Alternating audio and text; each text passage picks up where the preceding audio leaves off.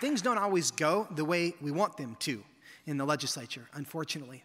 But what we also need to know is that even when things aren't going the way we want them to, things are still happening.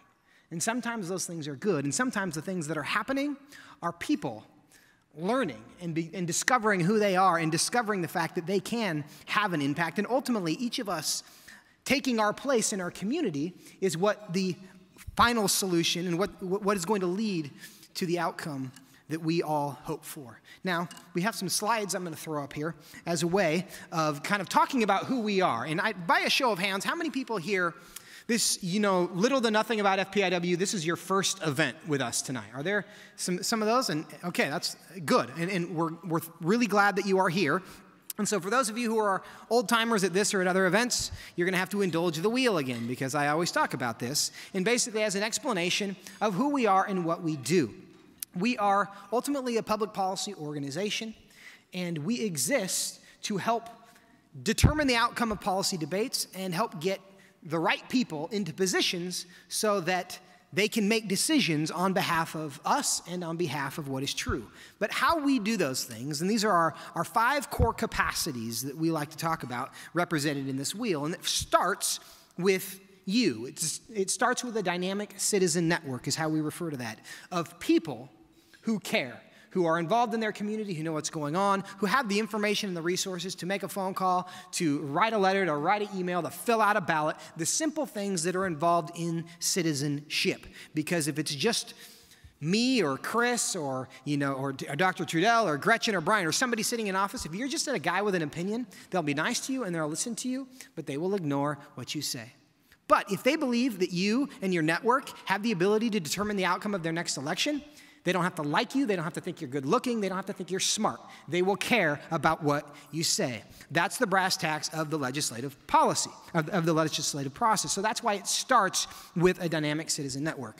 In addition to that, media and communications. It's the way that we communicate to that network what is happening. What are the talking points? What are the legislative issues? What are the things that are happening? Because most of us feel really uninformed. We want to solve that problem.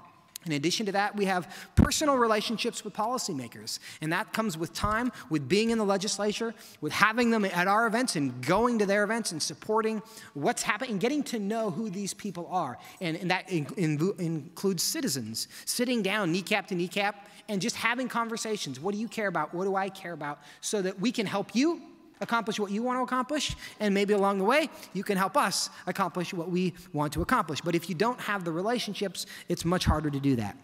In addition, we talk about the timely and accurate policy and research, and that's kind of what everybody thinks think tanks do, which is sit around and do research and write white papers.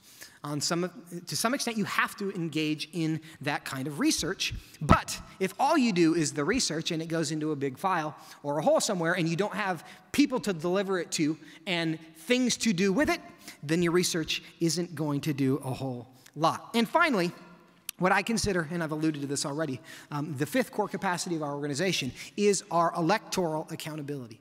And that is really the ability to identify people who share our value system, who want to vote in a way that is consistent with our value system and theirs, and providing them the tools and the information and the resources to do so. And it is our belief that if we do each of these things well, that we will be successful in our goal of influencing, making a cultural impact by influencing the policy decisions that are made and the people who are making them on our behalf. So in, the very short Cliff Notes version, that is what we exist to do. But there's a lot more to it than that, of course. And what I want to talk about now is a little bit about what happened in the most recently completed legislative session. And we'll call this When Progressives Get Power. Because as you know, if you were tracking this was an interesting year, and there's a few issues that we worked on, had been working on actually for many years, that did not go the way we would have liked them. And the first is the abortion insurance mandate, and we talked about protecting employers' First Amendment rights. And what this bill did is it required every insurance policy bought and sold in the state of Washington to cover abortion. And we found it to be, and still believe it to be, a significant violation of the religious freedom rights that everyone in Washington has to not be required to pay for things that they find to be immoral. But this legislation did pass. To give you an indication of how close it was during this session, there was an amendment proposed to this legislation that would have exempted religious employers and religious organizations from this requirement. And that vote actually tied 50 to 50 in the Washington State House. And by virtue of tying, it did not receive a constitutional majority, so it did not pass. So this bill now even applies to churches and faith-based organizations, saying that you must pay for abortion insurance in your policies. Now, this is certainly going to be litigated, and we can pray and continue to find on this, because this is not an issue people are giving up on, but it's an unfortunate outcome. It's one that many of you I know were involved in, but that is one of the issues that we dealt with this year. In addition to that, surrogacy contracts was another issue. And there's a lot to say about this bill, but the long and short of it is that a practice that has, in the last 5 years, been banned in India and Cambodia and severely restricted in Thailand because of its abuses was just brought to the state of Washington. There was a story from a few months back early this year of a 28-year-old single Japanese man who has 17 children that he has purchased through surrogacy contracts in Thailand. And, of course, from my perspective, would not be the ideal environment to bring somebody in. There's no mother involved. How can a single guy be a great parent to 17 biological kids? But the reality is the law that we just passed in Washington State, if Jeff Bezos decided he wanted to use his fortune to become the most prolific man on earth, he could buy 1,000 children or more, and the law would allow it, as long as he could find the surrogates who were willing to take the money. That's the law that was passed this last legislative session. And many of you, again, in this room, were there trying to prevent that from happening. And another issue that we were very involved with had to do with therapy. And it's so-called conversion therapy. This is, again, an issue with you can talk a long time on it, but the long and short of it is that the Washington State Legislature told parents and minors that it is illegal for you to get a therapist, a licensed therapist, to help you deal with unwanted same-sex attraction or gender dysphoria. The outcome of this is that if you have a 12-year-old boy who is experiencing gender dysphoria, but for whatever reason decided he wanted to try to live and identify as a male, it is illegal for a therapist to help him accomplish that. The outcome of this, it is now official state policy in Washington that it is always harmful to talk to a minor about reducing or eliminating same-sex attraction or living as your biological gender despite gender dysphoria. That's always harmful, but it is never harmful to help a 7 or 8-year-old change their gender. That's the official state policy in Washington State. Now, all of these are troubling to us. We will continue to work on them. These debates are far from over. But what we want to drive home is that all of this happened because of one vote. One vote in the Washington State Senate, one seat that changed hands. Many of these bills were not introduced for the first time this year, but one vote in the Washington State Senate created an environment where all of these things could very quickly become law in Washington State. Now, there's another thing I want us to think about for a moment in this, is that when you think of this list, it's like, wow, they did a whole lot really quickly. And I compare that to what's going on nationally, where we have a president and a White House and a president and a House and a Senate that all said that, we were going to get rid of Obamacare and we were going to defund Planned Parenthood, things that have not happened. Seems like when they get in office, very slim majorities, things happen. When we do, well, maybe not so much. And I want to bring to your attention some information that you may or may not know about. This is from the 2016 election. Every social conservative organization in the United States, their political spending, $9.6 million. 3 organizations, Emily's List, Planned Parenthood, and the Human Rights Campaign, and they are 3 of, though certainly not an exhaustive list, all by themselves spent $71 million in that same election cycle. So what that basically means is in 2016, you had $71 million being spent to take away your religious freedom, and you had $9.6 million being spent to defend it. The rest of the philanthropic money on our side, in many cases, was being used exercising our religious freedom. But barely a sliver of it was being used defending our religious freedom.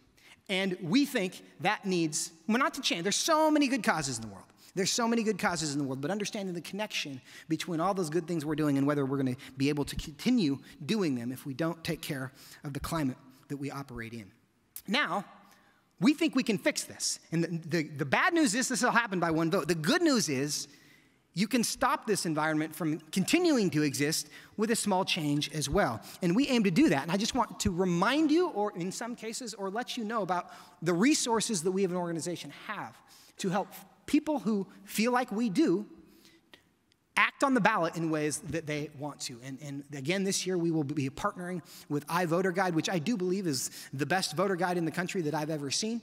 And we will also be, Vote Finder is a tool that allows you, and this is just, it's a great secret that not a lot of people know about, but you can find out if people have turned in their ballot before their ballots, before Election Day. And campaigns and everybody does this all the time, but if you want to find out if your in-laws or your cousins or your conservative brother has turned in his ballot or not, we have made that possible because the Secretary of State has assured that that is publicly available information. It's just not necessarily easily available information, and we want to help people chase ballots. Another thing that we can do, the great voter guide that we have, we will deliver it to your phone with a text. We're the only place that I know that does this, but it's a great tool, and we think this makes it really easy for people to get informed. Because you all know people, and you guys are because you're here, you may well be the guy that everybody calls on Election Day and says, hey, who should I vote for in all these, right?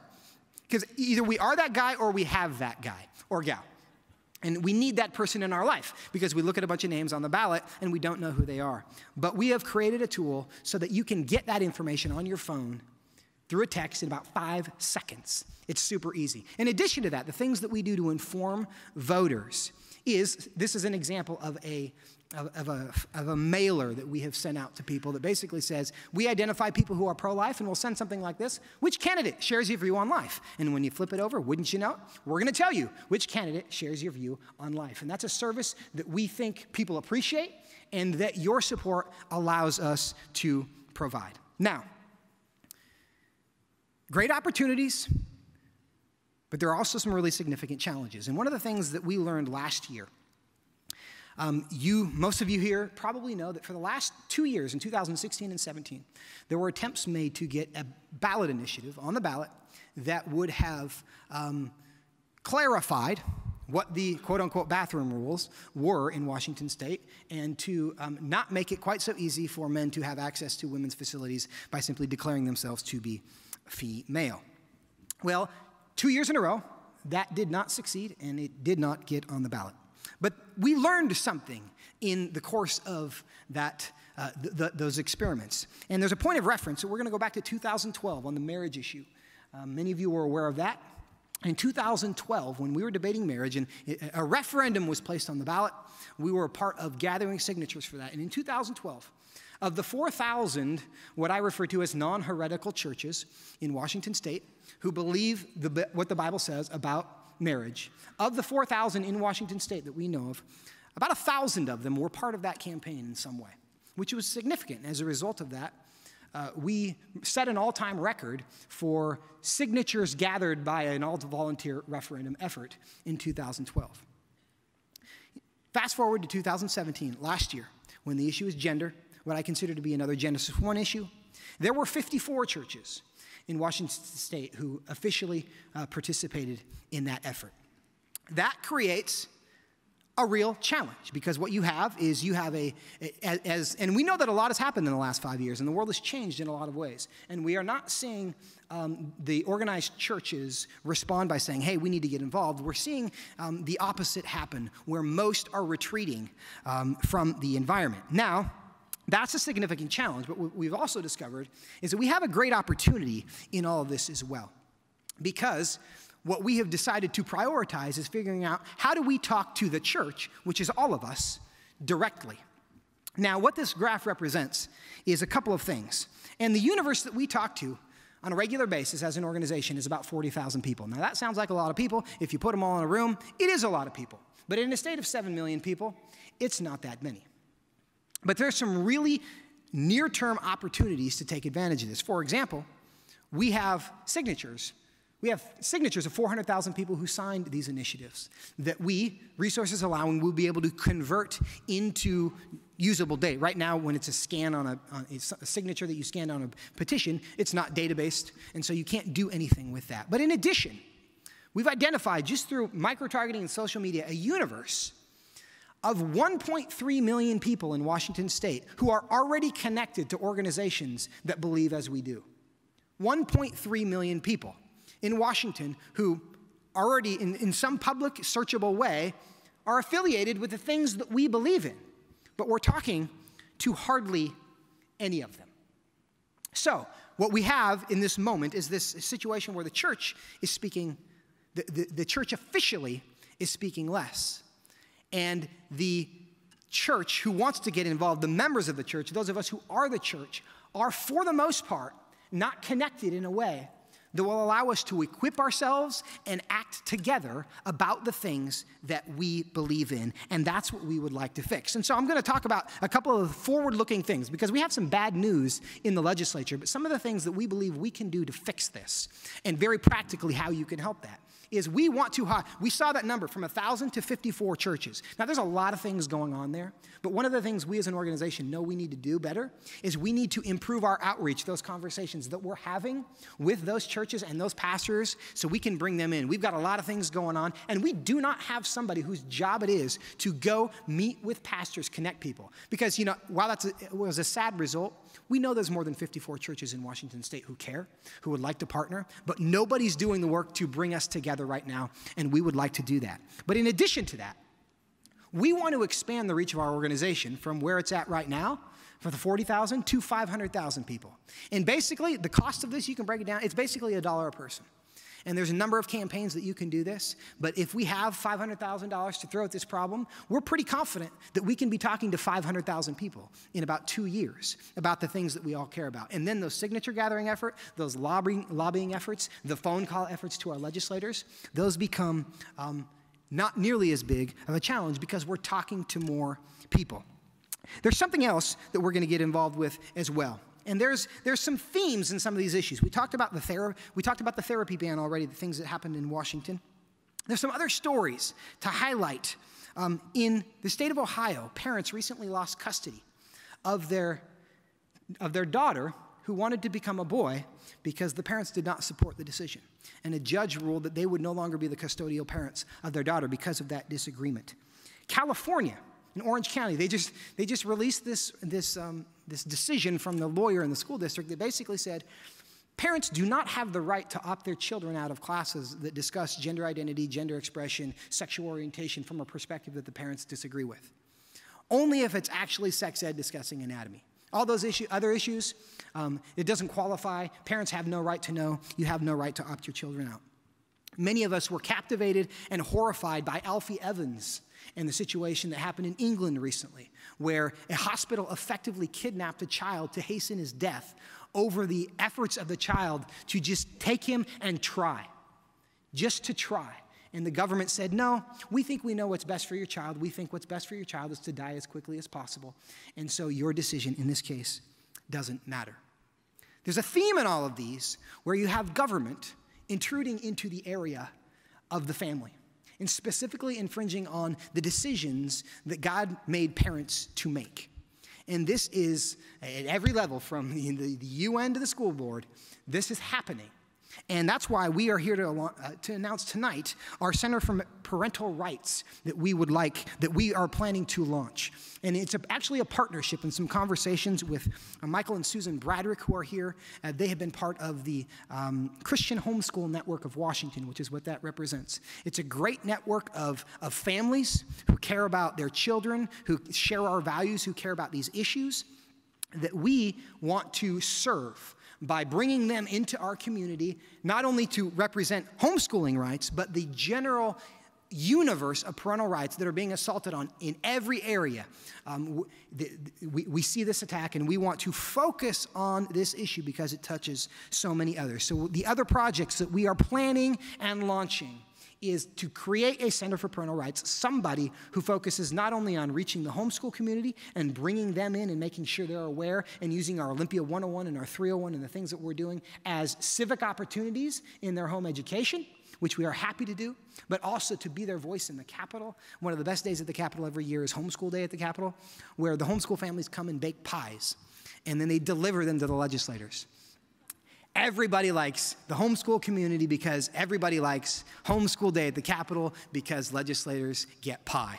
It really is that easy sometimes. And that's going to be a project that we're going to be thrilled to pick up. Now, long story short here is if you have a problem with this, we need to address this. We need to take advantage of the opportunity represented here by talking to more people so that we can maximize the impact of the things that already exist, the things that we're already doing, that we're simply talking to too few people. Now, this graph, go back to one more time. You see a bunch of, it's a graph that looks uninteresting. You could see this about, all sorts of things. But I want us to remember that buried within all of these data points are actual people.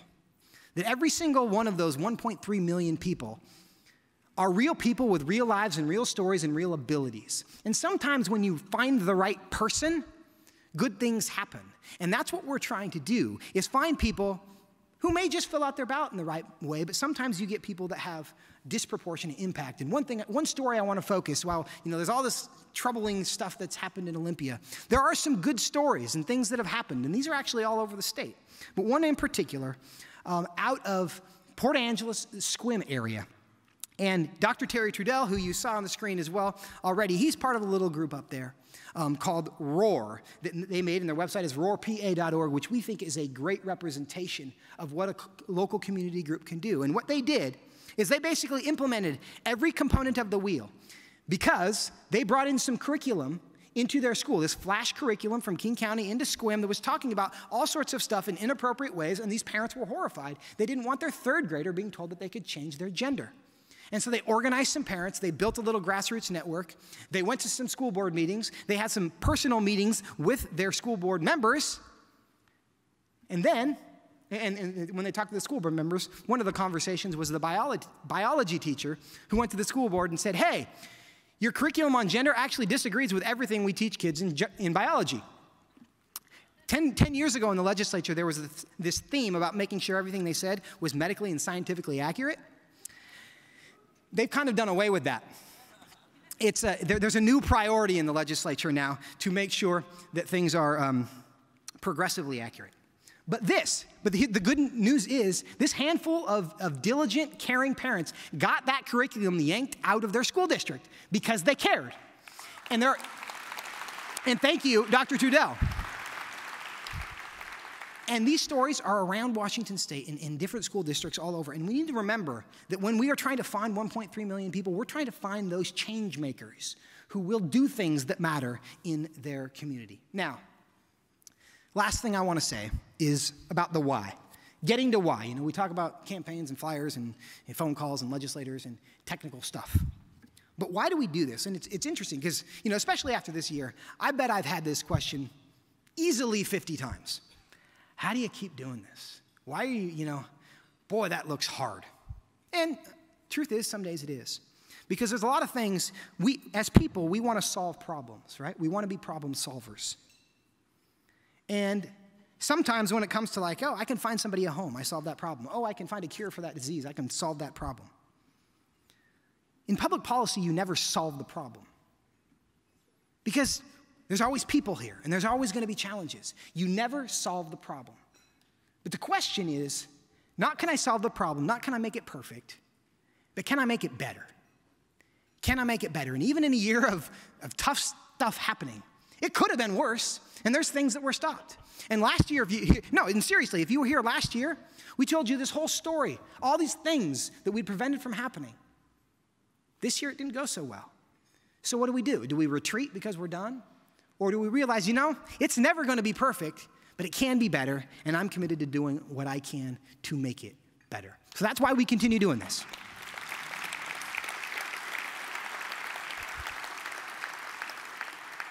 But I hope you all know that we can't do what we do without you doing what you do. And this is teamwork, and this is a team sport, and we are so thankful that you are part of it.